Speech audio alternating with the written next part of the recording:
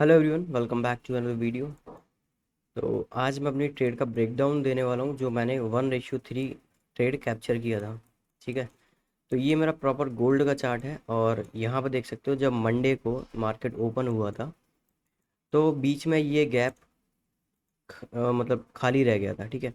तो जब भी आपको मार्केट में ऐसे गैप्स देखने के लिए मार्केट हमेशा इसको फिल करने की कोशिश करता है पहले, उसके बाद ये कहीं पे जाने की कोशिश करेगा। अगर मार्केट में गैप है तो मार्केट पहले ट्राई करेगा मार्केट के गैप को फिल करना, उसके बाद ही ये कहीं पे जाएगा। तो मंडे को ये मार्केट ओपन होने के बाद मुझे प्राइस एक्शन यहाँ पर कुछ समझ में नहीं आ रहा था, और मुझे जब तक प्राइस एक्शन समझ नहीं आता मैं ट्रेड रैंडम नहीं करता हूँ। ठीक है। मैं प्रॉपर वेट करता हूँ अपने सिस्टम का, जो भी मेरा स्ट्रेटजी है उसका वेट करता हूँ, देन उसके बाद मैं ट्रेड एग्जीक्यूट करता हूँ।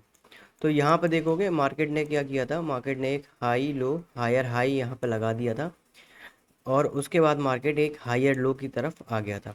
तो कहीं ना कहीं मेरा एक डायरेक्शन क्लियर था, मार्केट में एक पेंडिंग एरिया है और मार्केट ने एक नया हाई लगा दिया है। अगर यहाँ पे हम लोग देखें तो इस हाई के बाद मेरा सिंपल था कि अगर इस जोन के आसपास अगर मार्केट यहाँ इतना रेंज क्रिएट कर रहा है तो यहाँ पे अगर सेटअप बनता है मेरा तो मैं डेफिनेटली बाइंग की तरफ एग्जीक्यूट करूँगा अपनी ट्रेड को।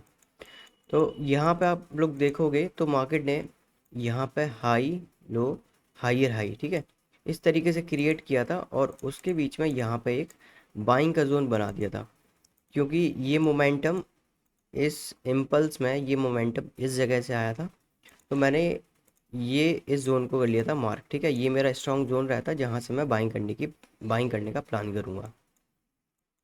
तो बाइंग के प्लान के बाद मार्केट जैसे ही नीचे आया यहाँ पे,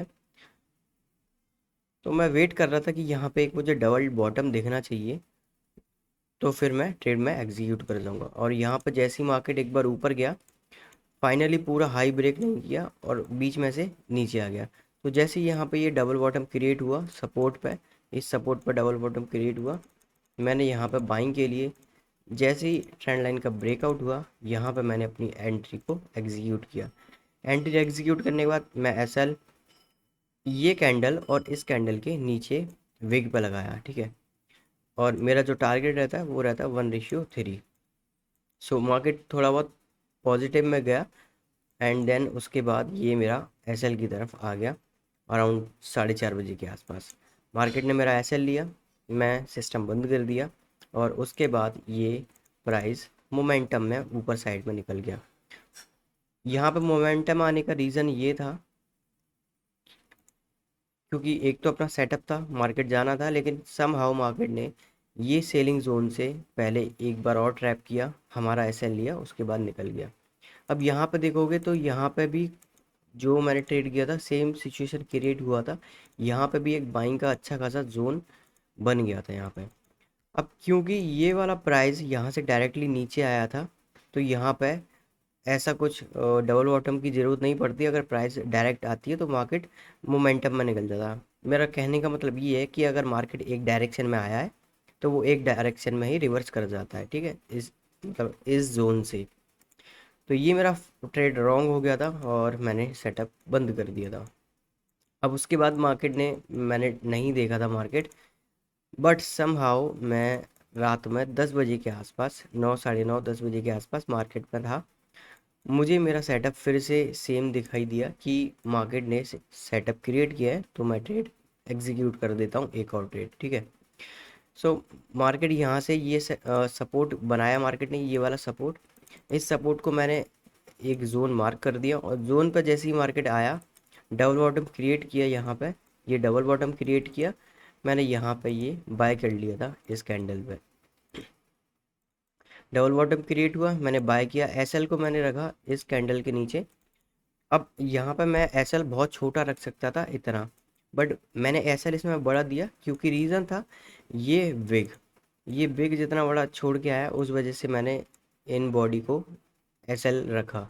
नहीं तो मैं उसमें और छोटा एसएल रखता और ज़्यादा मुझे टारगेट मिल सकता था। इतना एसएल नॉर्मली मुझे रखना था इस कैंडल के नीचे, but because of this big मैंने एसएल को इतना बड़ा रखा और मेरा टारगेट जो है वो थोड़ा ऊपर हो गया 1:3 के लिए।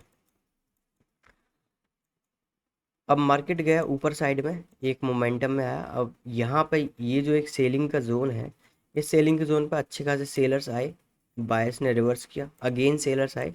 बट मैं जब मार्केट यहाँ पर एक दो बार रिवर्स हो रहा था, मेरा ऑलमोस्ट यहाँ पर 1:2 के आसपास मिल रहा था, 1:1.5 के आसपास। एंड देन वहाँ से रिवर्स हो रहा था, तो मैंने अपने जस्ट सिस्टम को फॉलो किया और 1:3 के लिए छोड़ दिया।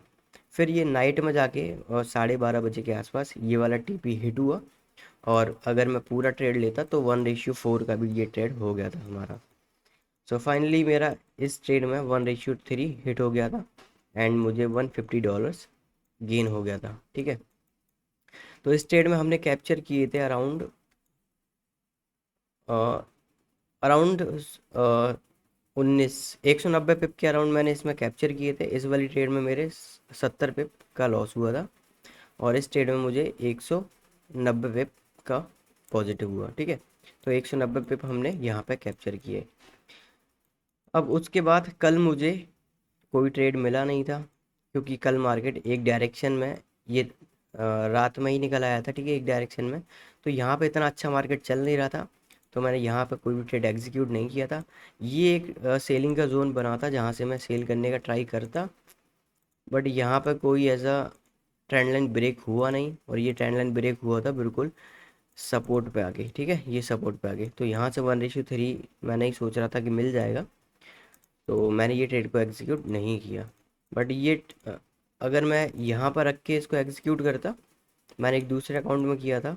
ठीक है, तो ये 1:3 गया था। ठीक है, बट हमको ट्रेड लेने से पहले नहीं पता होता कि मार्केट जाएगा, क्योंकि यहाँ पे ऑलरेडी एक दो स्ट्रॉन्ग सपोर्ट थे।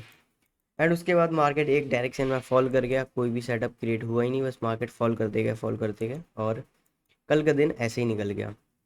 ठीक है, तो यही ट्रेड थी, दो ट्रेड इस हफ्ते में मेरी सिर्फ यही दो ट्रेड बनी है। तो ये मैंने जो ट्रेड कैप्चर करी उसका मैंने ब्रेक डाउन करके बता दिया। आई होप कि आपको ये ट्रेड एग्जीक्यूशन समझ में आया हो, किस तरीके से मैंने सोचा था, क्या थिंकिंग थी, और कैसे ट्रेड एग्जीक्यूट किया। तो अब मैं मिलता हूँ नेक्स्ट वीडियो में। Thanks for watching, bye bye. और कोई भी क्वेरी हो, कोई भी क्वेश्चन हो, कमेंट करके पूछना, और वीडियो लास्ट तक देखा है तो कुछ भी कमेंट छोड़ सकते हो। ठीक है, और आप लोग ट्रेड करते हो तो मुझे बता सकते हो कितना टाइम हो गया आपको ट्रेड करते करते, वो आप मुझे कमेंट करके बता देना। तो अब मैं मिलता हूँ नेक्स्ट वीडियो में, बाय।